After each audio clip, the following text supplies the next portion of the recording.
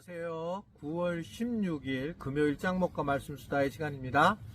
예정대로라면 저는 오늘 이제 교회로 돌아오게 됩니다. 그리고 이번 주일날 만나 뵐 것 같습니다. 영상은 미리 찍어 놓은 영상이기 때문에 제가 독일에서 계속 말씀을 전하도록 그렇게 하겠습니다.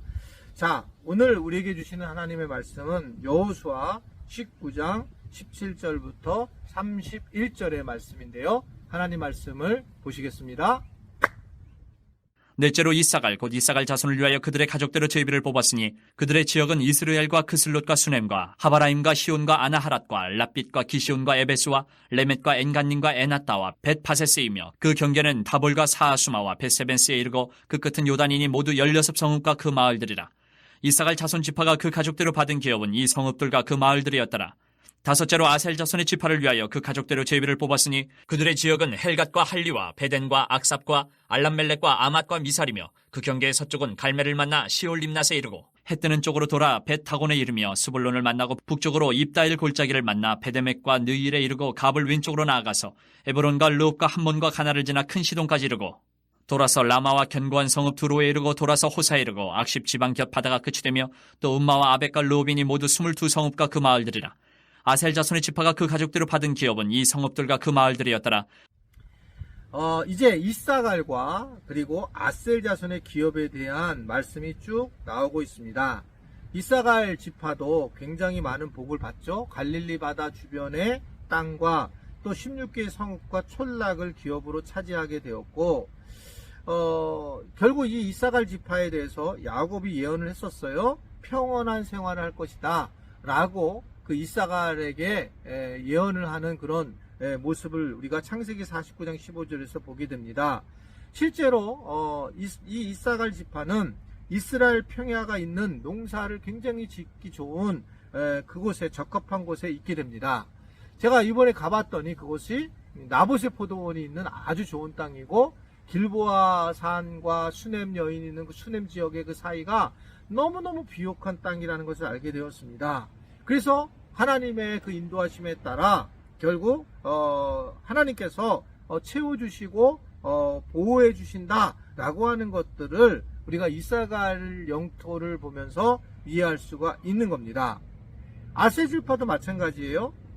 갈릴리 산맥으로 해서 이제 지중해 지방을 갖다가 가는 그곳에서 22개의 성읍과 촌락을 차지하게 되었는데, 야곱도 아셀을 향해서 뭐라고 그렇게 축복을 했냐면 그에게서 나는 먹을 것이 기름질 거라고 이야기를 했어요. 기름질 것을 라고 예언을 했습니다. 결국 이들이 이스라엘 평야에서 농사를 지을 수 있었고 감람 너머에서 풍부한 기름을 얻을 수 있었고, 하나님은 그래서 말씀대로 아셀 지파에게도 큰 복을 내렸다라고 하는 것을 이야기하고 있는 겁니다. 결국은 하나님은 이사갈이나 아셀 지파에게 약속대로 복을 내리고 있는 걸 볼 수가 있습니다.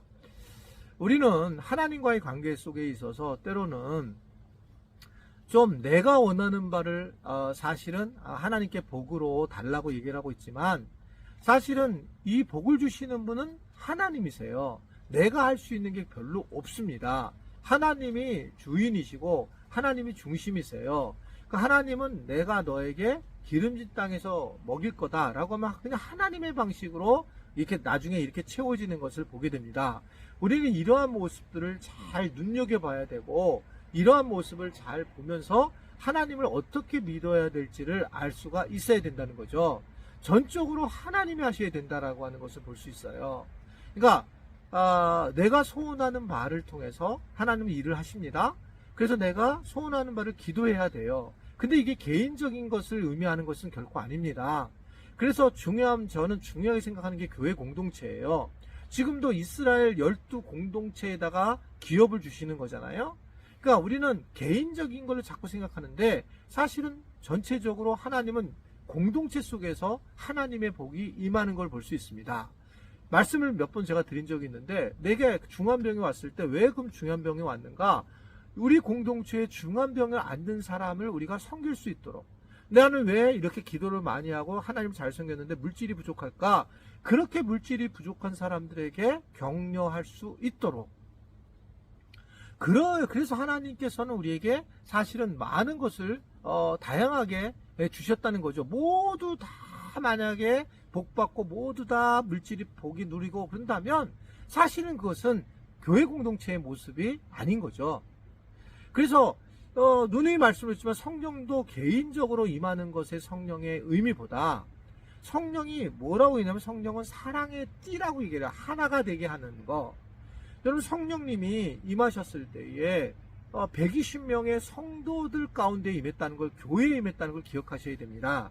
개인적으로 임해서 막 방언하고 은사가 있는 것도 필요하겠지만 교회 공동체에 임했다라는 거, 그래서 교회 공동체에 목숨을 걸 수 있는 거예요. 성령님이 그곳에 임했기 때문에. 성령님이 임재하셔서 하신 일이 뭡니까? 성령이 임하게 되면 열방에 가서 열방 공동체를 만들라는 거예요. 복음을 전해서 공동체를 세우라는 겁니다. 그래서 이 공동체를 끼는 게 중요해요. 이 두 지파의 모습에서도 사실은 이들도 이곳에서 많은 복을 누리게 되는데, 이 복을 누리는 과정 중에 하나님이 알아서 채워주신다는 거예요. 하나님이 채워주시는 것이지 우리가 할 수 있는 것이 별로 없다라고 하는 것을 이야기하는 겁니다. 저는 이제 몸으로 사실은 삶에서 이걸 느꼈다고 말씀드렸잖아요. 제가 누나 세 분이 돌아가셨을 때 충격을 받았죠. 누나 세 분이 있는데 세 분이 다 사실은 일찍 돌아가시니 조금 넘으신 분이고 나머지 다 50대에 돌아가셨잖아요. 거의 50대 말에. 그러니까 내가 얼마나 힘들겠어요. 근데 그때 기도할 때에 제가 두 가지로 결정했다 그랬잖아요. 하나님이 안 계시든지 하나님이 정말 마음대로 하시든지. 근데 저한테 하나님의 은혜가 임했죠. 하나님은 마음대로 하시는구나. 그럼 하나님이 다 하시는구나. 내가 할 수 있는 게 없구나 라고 하면서 저도 많은 내려놓아짐을 하게 되었어요.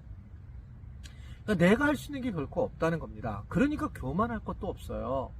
우리가 뭘 했다라고 생각하면서 문제가 생기는 거잖아요.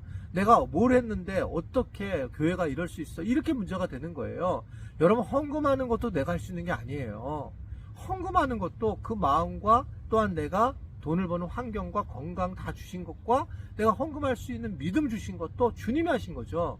근데 그게 내가 했다라고 생각하면 계속적으로 분노가 일어나는 거죠. 그럴 수밖에 없어요. 그러니까 내가 할 수 있는 게 사실 별로 없습니다. 호흡하는 것조차도 내가 할 수가 없어요. 그러니까 결국 내가 분노하는 것조차도 내가 조절할 수 없고, 내가 사랑하는 것조차도 내가 할 수가 없어요.